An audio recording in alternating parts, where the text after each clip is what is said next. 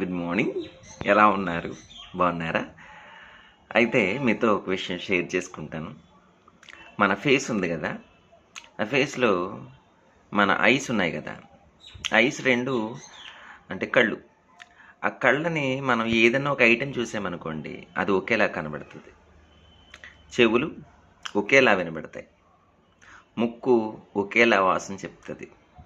కానీ నోరుని చూసారా, దాంట్లో నాలిక ఉంది. ఆ నాలిక మాత్రం ఒకలా మాట్లాడదు, రకరకాలుగా మాట్లాడుతుంది. మీకు అర్థమైందా నేనేమంటున్నాను? మనం చాలా జాగ్రత్తగా ఉంచుకోవాల్సింది మన నోరు. దానివల్ల కొన్ని రిలేషన్స్ పాడైపోతాయి, కొన్ని రిలేషన్స్ దగ్గర అవుతాయి. అయితే మనం దూరం పెట్టవలసిన రిలేషన్స్ ఏంటి, దగ్గర పెట్టవలసిన రిలేషన్స్ ఏంటి, మనం ఆలోచించుకుంటే మనకు అర్థమవుతుంది.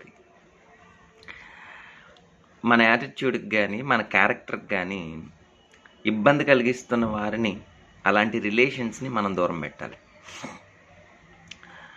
మన యాటిట్యూడ్ని, మన క్యారెక్టర్ని మనం ఒక మంచి నేర్చుకునేటువంటి రిలేషన్స్ ఉంటాయి. అలాంటి మనుషులు యొక్క భావాల్ని మనం అనుసరించాలి. ఇది మనకి విచక్షణ జ్ఞానం ఉంది, దేవుడు మనకు అది పెట్టాడు. ఆ విచక్షణ జ్ఞానాన్ని ఉపయోగించి కనుక మనం ఏది మంచి ఏది చెడు అని వివేచించే జ్ఞానం మనకుంది కాబట్టి మనం ఎవరిని దూరం పెట్టాలి, ఎవరిని దగ్గర తీసుకోవాలి, అది ఏదైనా సరే ఆలోచించే జ్ఞానం మనకుంది కదా. ఆలోచించండి. నేనేం మీ క్లాస్ ఇవ్వట్లే, మామూలుగానే మాట్లాడుతున్నా. అంటే నేను అనుకున్నటువంటివి మీతో షేర్ చేసుకుంటున్నా. యాక్చువల్లీ నేను మీకు చెప్పేవన్నీ కూడా నేను కూడా కొన్ని విషయాల్లో సఫర్ అయ్యి మీతో షేర్ చేసుకుంటున్నాను, అంతేగాని మీకేదో క్లాస్ ఇవ్వాలని కాదు.